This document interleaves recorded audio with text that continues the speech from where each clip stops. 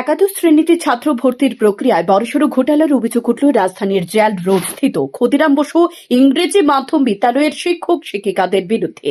এ খবর সংগ্রহ করতে গিয়ে আক্রান্ত হলেন শ্যামধন টিভির এক চিত্র সাংবাদিক। আক্রান্ত চিত্র সাংবাদিকের নাম বিষ্ণুপদ বণিক। মঙ্গলবার ছাত্রছাত্রী ও অভিভাবক মহলের কাছ থেকে অভিযোগ পেয়ে তিনি বিদ্যালয়ে খবর সংগ্রহ করতে গিয়েছিলেন। সেখানে গিয়ে জানতে পারেন গত 23 মে ভর্তির দ্বিতীয় মেরিট লিস্ট প্রকাশ হওয়ার কথা ছিল, অথচ সেই মেরিট লিস্ট প্রকাশ না করে মঙ্গলবার ভর্তি নেওয়া হচ্ছে এবং লক্ষ্য করা যাচ্ছে 21 মে যেসব ছাত্রের নাম মেরিট লিস্টে ছিল সেসব ছাত্রের নাম পরবর্তী সময় তালিকা থেকে মুছে দেওয়া হয়েছে। সে তালিকায় অন্য ছাত্রের নাম যুক্ত করে মঙ্গলবার অগোচরে ভর্তির প্রক্রিয়া সম্পন্ন করে দিচ্ছে বিদ্যালয় কর্তৃপক্ষ এবং তালিকায় নাম থাকা ছাত্রছাত্রীদের বাড়ি ফিরিয়ে দিচ্ছেন বিদ্যালয় কর্তৃপক্ষ বলে অভিযোগ।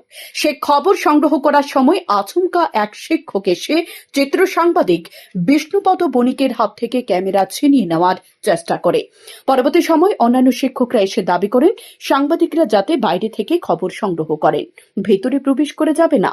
এদিকে এক অভিভাবক জানায় গতদিন যে মেরিট লিস্ট প্রকাশ হয়েছিল সে মেরিট লিস্টের নাম থাকার তারা আজকে নিজের ছেলেকে ভর্তি করতে আসেন, কিন্তু এসে জানতে পারেন সেটা নাকি মেরিট লিস্ট ছিল না, সেটা ছিল জেনারেল লিস্ট। ভর্তি করতে পারবে না নিজ ছেলেকে, এমনটাই জানতে পেরে হতাশ হয়ে পড়েন এক অভিভাবক। তিনি সরকারের দৃষ্টি আকর্ষণ করে বিষয়টি নিয়ে প্রতিবাদ জানান।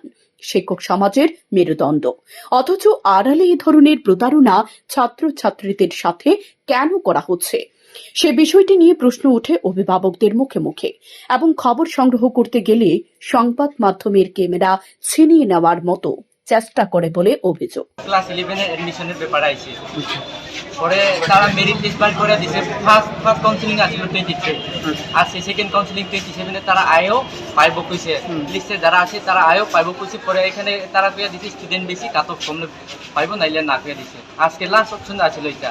আর তো অন্য যদি তারা আগে থেকে কইলে আমরা অন্য স্কুলে চেষ্টা করতে পারলো, কিন্তু তারা তো আজকে জানে দিচ্ছে হতে করে আজ অন্য স্কুলে অলরেডি ক্লোজ, এটাই লাস্ট অপশন।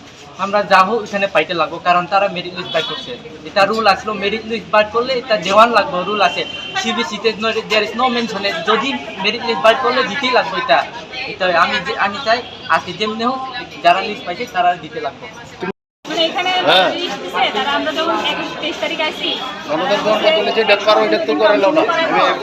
100 পর্যন্ত কাউন্সিলিং করাবো, আমরা কইছি 100 এর থেকে আজকে শুরু করব 27 তারিখ। এটা তো আমি তো লিস্ট দিছে, তারা 21 তারিখে যে লিস্টটা বাড়ি ওইটা 23 তারিখ করাবো, আর 24 তারিখ যেটা বাড়ি ওইটা 27 তারিখ করাবো। আমি যখন ম্যামের দিকে গেছি, ম্যাম বলছে যে 24 তারিখ নাও বাড়ি করাবো, ওই লিস্টটাই আজকে শুরু করবো, মানে 100 পরের থেকে আজকে শুরু করবো। তারা আজকে শুরুই করছে না, তারা করেছে সায়েন্স গ্রুপ। কি কথা ছিল? প্রথম তো আমরা 100 জন কইছে তারা ওই দিন করায়, মানে 100 জন জেনারেল না মেরিট লিস্ট বলুন সব মিলে। আচ্ছা আচ্ছা সব মিলে গেছে, তারা ওই দিন 100 জন করাইবো, 100 পরের থেকে আজকে শুরু। আর তারা হচ্ছে আজকে 80 জন তারা হয়ে গেছে কোটা। 80 জন তারা হইলে তারা এতদিন লিস্ট দেওয়ার দরকার আছে? যেহেতু এরা লিস্ট দিছে এই অনুযায়ী আমরা ভর্তি করার একটা ব্যবস্থা করে মেরিট লিস্ট কইছিল, মেরিট লিস্ট দিছই না এরা। আচ্ছা যেটা নিয়মে মেরিট লিস্ট দেওয়ার কথা, এরা জেনারেল লিস্ট দিয়ে দিছে।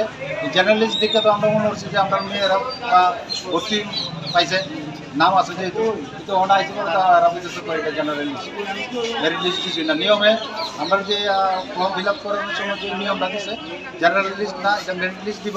মেরিট লিস্ট দেখে সেটা আমরা ভর্তি করি। এইটা কে কইছে আপনি? এই তো প্রিন্সিপালের কইছে জেনারেল লিস্ট। প্রিন্সিপালের নামটা কইতে পারেন? প্রিন্সিপালের নামটা তো জানি না। এই ধরনের দুর্বৃত্তপনা ভারতে কোনো বিদ্যালয়ে আছে কিনা সেটা জানা নেই। সকলের একটাই জানার যে কি এমন রহস্য রয়েছে যে কাউন্সিলিং কক্ষে সাংবাদিকরা যেতে পারবে না।